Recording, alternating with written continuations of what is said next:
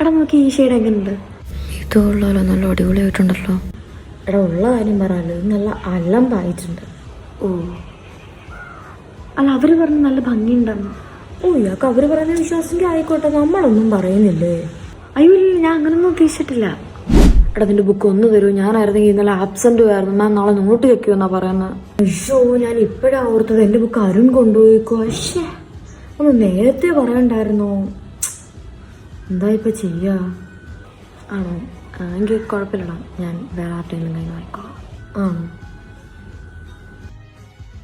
അങ്ങനെ എൻ്റെ ബുക്ക് കൊണ്ട് നീ നോട്ട് എഴുതണ്ട. അല്ല പിന്നെ ആണല്ലേ, എനിക്ക് നമുക്കിന്ന് ആ സിനിമയ്ക്കാണ്ട് പോകണം. ഓക്കെ എടാ ഒരു ഹെൽപ്പ് ചെയ്യുമോ?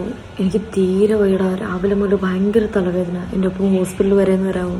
എനിക്കാണെങ്കിൽ ഭയങ്കര വയറുവേദന രാവിലെ തുടങ്ങിയത്. ഒന്നും തോന്നല്ല, നീ വേറെ ആരെങ്കിലും കൂട്ടിയൊന്ന് പോവും?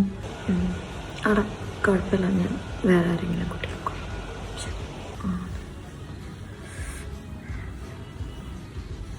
നിനക്കെന്തായിരുന്നു ഒന്ന് പോയായിരുന്നെങ്കിൽ?